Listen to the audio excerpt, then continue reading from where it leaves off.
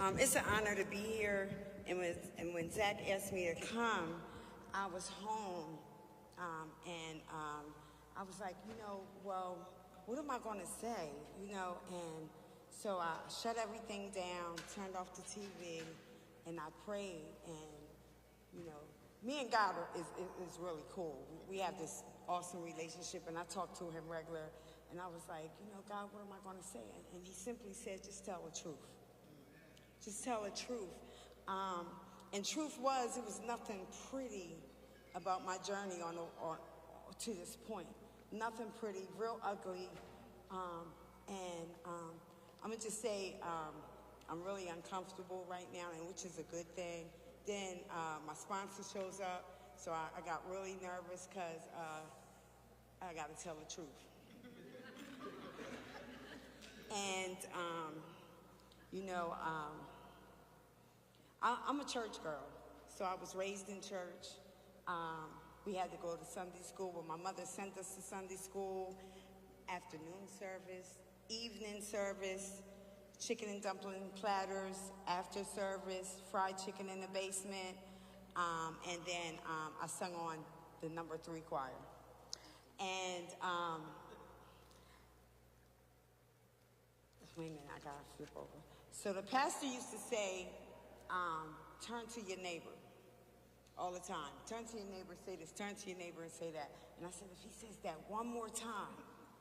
So today, right, if I had a title, because that's what we do, in black churches, I don't know what y'all do, we do that. If I had a title, it would be called From Brokenness to Breakthrough. And in Psalms 42, it says, he picked me out of a slimy pit, out of the mud and mire, and set my feet on solid ground and gave me a firm place to stand. And then I had to question this title, From Brokenness to Breakthrough, but was I really broken? Or did the enemy know from the belly of the pit of my mother's womb he had to destroy me at all costs, killing my purpose, stealing my dream, and destroying my destiny? Right? Because he knew if I came out, I would have purpose. Right? And don't get offended if I use God a lot, because so many other times I use other people's names like Tom, Dick, Harry.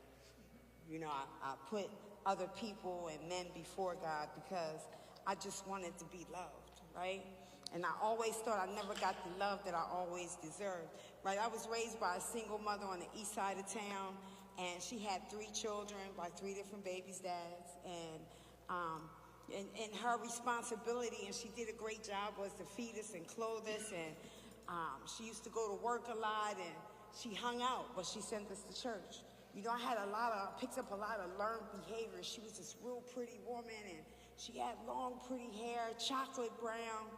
Follow the story, right? I'm high yellow, chocolate, dark woman, right? And she would go to work and just leave us responsibilities, clean the house. When I come home, it better be clean. And if it wasn't, she'd get us out of bed in the middle of the night and make sure we cleaned that house. And I just felt like something was missing, like my daddy. I just wanted a daddy. Where's my daddy, right? And I was born at St. Francis Hospital. So let me go back. At the age of 10, she used to travel with the CB Club and go all these places, and still sent us to church. And then, so I used to put on the 8-track tapes. Y'all remember them? The 8-track tapes, and listen to Denise Williams and Barry White and Natalie Cole. And she would have vacation miniature bottles. So I would drink them and fill them back up with iced tea, and I just felt warm and cozy on the inside because I was looking for that love. She never told me she loved me, and she never put her arms around me because she just had too much responsibility, or maybe at the time she was incapable, of something that she couldn't give me. I know that today. And, I was born at St. Francis Hospital, and when the nuns brought me to my mother, they was like, oh, we got the wrong room, because they saw this shiny black woman giving birth, tired and sweating, and here comes this high yellow baby with blue eyes and blonde hair. And they said, we got the wrong room. She said, give me my baby, and so I always felt out of place in the nun, and so they always called me the milkman's baby, right? That's the milkman's baby. And I used to say, where's my daddy at, as I grew a little older? And she's like, oh, he's away somewhere, you know. So one day, a Baptist church was visiting a Methodist church, and my mom was arguing with this guy. He was fine, tall, light-skinned, curly hair, everything matched. You see, I got something going on about that, and everything matched. Shoe, belt, hat, hair, everything just matched. And she was arguing with him, and as I got closer, she said, you got me pregnant. Went away to the army, and 13 years later, here's the result. That's your daughter. And she introduced me to my daddy. And I finally got a daddy, and that summer, I spent time with my daddy, because she said, that's where you're going, and he had a wife and a daughter. And this woman was fed up. She said, you know what, I'm sick of these kids you bringing to me out of wedlock. I'm going to leave you. And she told me, when he comes home from work, I'm going to clean the whole house out. And I said, she said she going to clean the whole house out. She leaving you. Because I wanted to, you know, get his acceptance and everything. And finally, he built St. George's Bridge. He was a steel worker, and I thought he was rich. He only lived in Overview Gardens in Newcastle, right? But I lived in the hood, so I was like, yeah, I got a rich daddy, you know, because he, and he had stuff we did. We had welfare bids. He had a canopy bid for me. He had all this stuff, and he brought me stuff. I was like, rich daddy. And so she left. We came home from work. He picked me up from my grandmother's from Dunleaf, and we went over and we opened the door, and the house was bare. She cleaned them out. And he said, well, kiddo, it's just me and you. I was like, dang, I got my daddy all to myself. So that night I got to sleep in a canopy bed. You know, thank you for showing up for me. You know what I mean? The last time I was here, Zach invited me years ago, and I was my first date with a guy living in an Oxford house. We all know how that worked out, right? And I say that, and I'm gonna break up the story for a little bit. I say that because, and I'm gonna use this, what I heard another guy say. Kenny, you probably heard it before. Like all my life, like I dated this guy named Will, and me and Will hung out for a long time, right? And Will took me to places like where it left me in despair, and just took me to places I didn't want to be. And his first name was Self. Catch that on the way home, Self. Me and Self Will hung out for a long time. Because, you know, just wanting to control my life and get all the power. And that's what I thought I had to do. Ego, cocky. So as my dad, that summer, she left him, and he said it was just me and him. I got to sleep in a canopy bed. And in the middle of the night, and I got to share, and I'm sharing the ugly part because maybe I could offer somebody some hope. Because my sponsor said it's always power in the tongue. You have the authority and the power to shoot up a prayer, and God can turn things around. Because it's not where I was, but it's not where I am now, but it's where I'm going. So he came in the middle of the night, and he picked me out of bed and said, now you got to be here for me since she's gone. And he raped me. And so for 45 years, I'm 60 in February, 45 years, I began to just self-rape myself, devalue myself. He depleted me, looking for love in all the wrong places. And I said, well, so as I got a little older, you know, secrets were best kept in the house. I couldn't tell nobody, you know. And so, right, I always thought if I just get the right man, if I just get the right job, if I just dress this way. And y'all didn't tell me that I look like Tammy Faye Baker. You know, y'all remember her, the lady had, I used to wear all this makeup and wigs and stuff, and I was the wig queen. Just had makeup all over. And y'all, they said they tried to tell me, but I just didn't know, you know. I mean, I had layers and cakes of makeup and lashes this big and hair, because I was hiding. I was hiding. So, you know, I used to say, God, why me? Why me? Why did you let bad things happen to good people, right?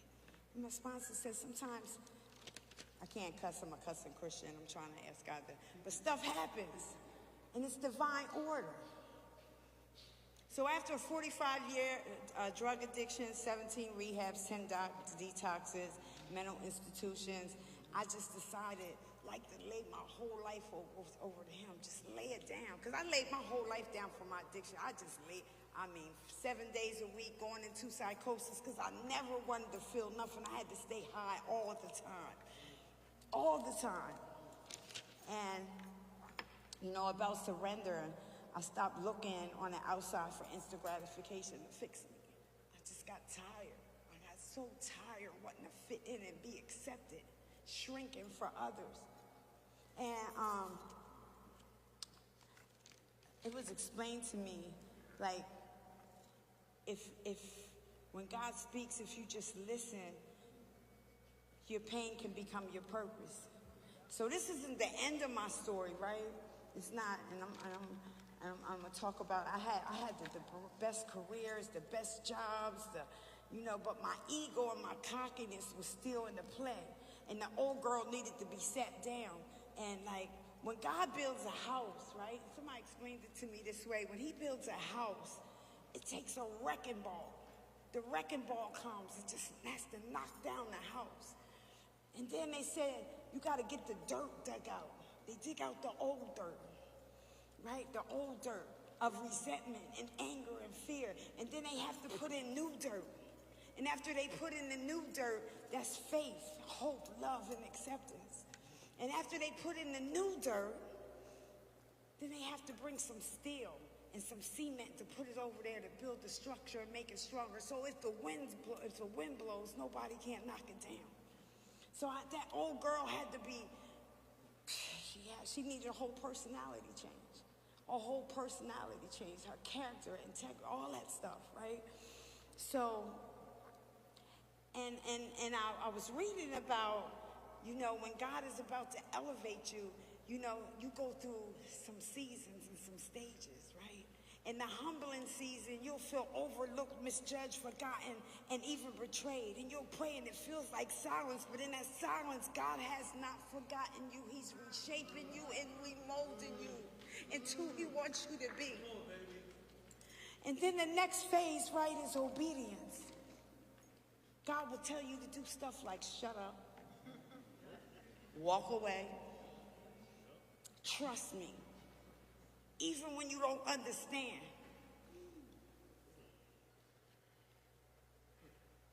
Me and Kenny was just talking about that, the humility. And then there's an elevation stage. Right before you just can't hold on no more, and you've humbled yourself, and you've been obedient, and you sit still. Because see, I'm a planner. I used to plan my calendar all the way up till next year. Oh, no, seriously, they seen the books. They seen the books, a plan. When he's about to elevate you, everything shifts and doors open and opportunity finds you. So if you're here, and that's all in the restoration, in the transformation process. And I never listened to anybody, nobody. I was the girl who wasn't scared of nobody, listen, nobody. And so I remember 2 years ago, I wanted to jump over the bridge. And I called a couple people, and I looked over at the water, and then there was rocks, and I said, just my luck, I'll jump over that bridge and hit the rocks and come out looking like the Elephant Man. So we're not gonna do that. We're not gonna jump over the bridge. And I called a couple people, and they said, well, what good is it gonna be if you don't know what God has for you? And I'm crying and snotting and looking at the water, and I jump back in the car, and God bless this man, right? I called Matt. And he said I could say his name, Matt Anderson. I called him and I said, hey, I'm about to kill myself and jump over this bridge. He said, well, I think you might need a little help. I was like, help? I gotta go pay my car insurance tomorrow. I gotta go where I gotta do So I got back in the car and I began to drink. And I tried to skid through the red light because I was angry. I still had resentment. You know, hated my mother, hated God, like why? All that kind of stuff built up in me, and I was just angry. 2 divorces later, you know, because I got married after I had 30 days clean. God sent him to me. How many times do we make wrong look right? Oh, yeah, God sent him to me. Hallelujah. Yeah. So I'm in the car, and I'm driving, and I skidded through the red light, and another car hit me, and my car flipped over twice in the air, and I broke 4 pelvic bones, 3 ribs, and a broken ankle. And they had to call my family to do an emergency surgery to remove the pelvic bones with 7-inch screws. I don't remember anything, but how about this? I was flat on my back, and the only thing I had to do, the only place I had to do was look up. And I remember Matt's voice, oh, you think you might need a little help?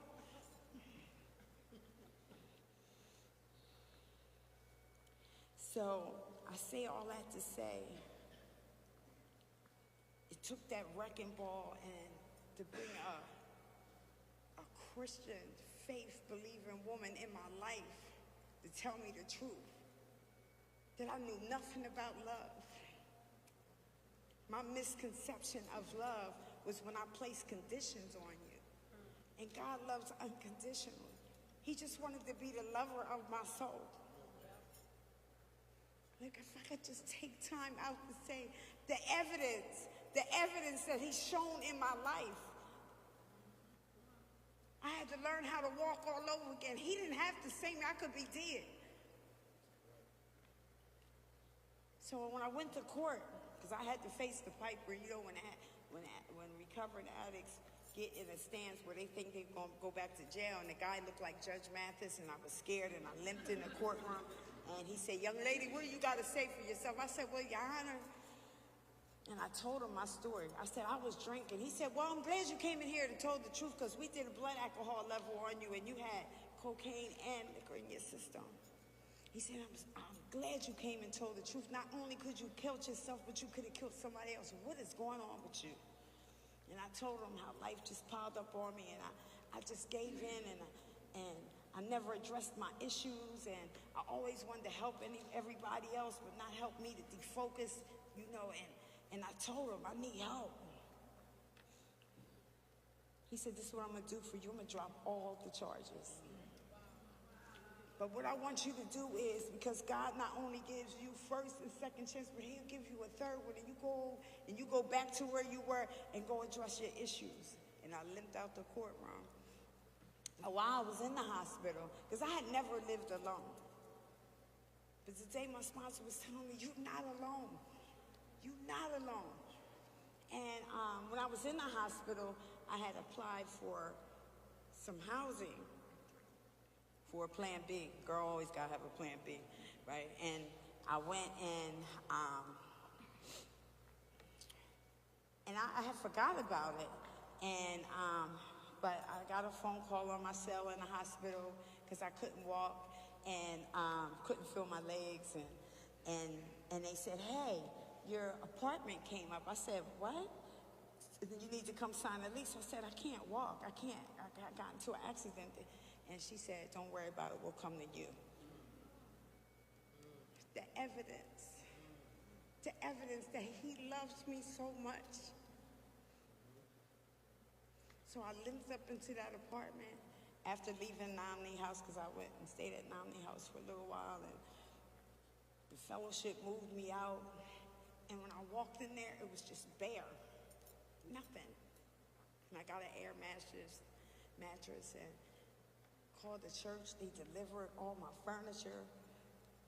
And bit by piece, he started bringing things back together. Telling me it's not all about the fancy cars. It's not all about the men. It's not all about instant gratification. But can you just sit still enough and let me love you?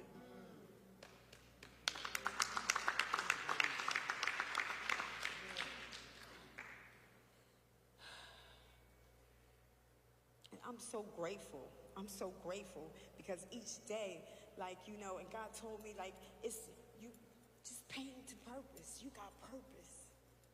You have purpose. where I could be loved unconditionally, and I don't have to. And see, after that house is built, before it goes on the market, the value has to come up, right? Today I know I'm valuable. And I'm back on the market. Not that way. Not that. But I'm back on the market to do the will of God. To do the will of God. Clear that up, baby. Yeah, let me clear that up. And I'm back on the market to do the will of God. So that house becomes purpose. And it's a very humbling feeling in the restoration and transformation process. You know, that I'm not that girl anymore. You know, I'm a new creature in Christ. My children are back in my life. You know, I have 3 grandchildren, and they call me Mama. They call me Mama. And I just can't wait to see what God has for me. And I know he's going to do great things. And today it's an inside job. I am so happy. I don't have a job. I don't have a car. And guess what? It's okay. Because I got peace and I got me back. I got me back. So stay in the process of restoration. And if you're in the humbling season, allow God to use you and just be still. Thanks for letting me share.